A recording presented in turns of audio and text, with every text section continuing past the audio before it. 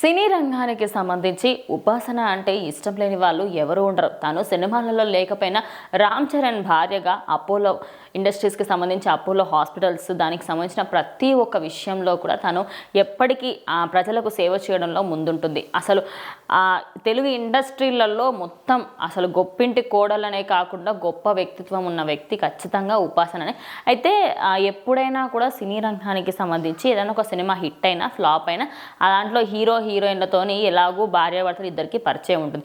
ఇక తుఫాన్ మూవీ తర్వాత ప్రియాంక చోప్రా మాత్రం రామ్ చరణ్ అసలు పంచువాలిటీ లేదని, అసలు రామ్ చరణ్ సినిమా ఇండస్ట్రీ అసలు సరిగ్గా టైంకి రాడు, ఆయన ఎక్కువగా ఏది పట్టించుకోడు అని ఆయన అయితే చెప్పడం జరిగింది. ఇక ఆ వీడియో అప్పట్లో ఫుల్ వైరల్గా మారింది. కానీ మొన్న మాత్రం SSRMB 29కి సంబంధించి తాను చిలుకూరు బాలాజీ టెంపుల్కి వచ్చి దేవుని దర్శనం చేసుకొని మాత్రం ఆ ఫొటోస్ అయితే సోషల్ మీడియా ద్వారా షేర్ చేసింది. ఇక దాని కింద థ్యాంక్ యూ సో మచ్ ఉపాసన, నేను హైదరాబాద్కి ఎప్పుడు వచ్చినా కూడా నువ్వు నా కేర్ చాలా అంటే చాలా ఎక్కువగా తీసుకుంటావు.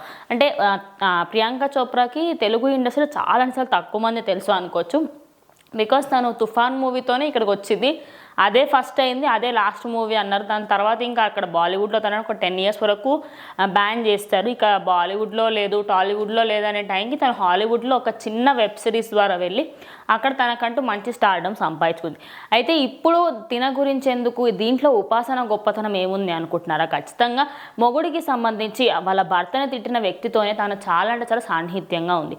అది ఒక విధంగా మంచిది అనుకోవచ్చు. అంటే ఏదో చిన్న మిస్అండర్స్టాండింగ్ అయింది అన్న దానికి మొత్తం మొత్తంకి అతను మాట్లాడకూడదు, ఇలా ఉండకూడదు. కాబట్టి ప్రజెంట్ తాను పెట్టిన ఈ పోస్ట్ సోషల్ మీడియాలో వైరల్గా మారింది. అయితే ఉపాసన ఎప్పుడు ప్రియాంక చోప్రా హైదరాబాద్కి వచ్చినా కూడా తనకి కేర్ మొత్తం తనే తీసుకున్నారు. బికాస్ తనకి ఫుడ్ ప్రాబ్లం కానీ మిగతా ఏమీ రాకుండా స్టే కోసం కానీ ప్రతి ఒక్కటి కూడా ఉపాసన చూసుకుంటుంది. ఇక అదే కాకుండా ఉపాసన ఇండైరెక్ట్గా SSRMB 29లో ప్రజెంట్ మహేష్ బాబు పక్కన నటించబోయేది ప్రియాంక చోప్రా అనే సోషల్ మీడియాలో వార్తలు చక్కర్లు కొడుతున్న సమయంలో దానికి అయితే ఒక మంచి గుడ్ న్యూస్ ఇచ్చింది అనుకోవచ్చు.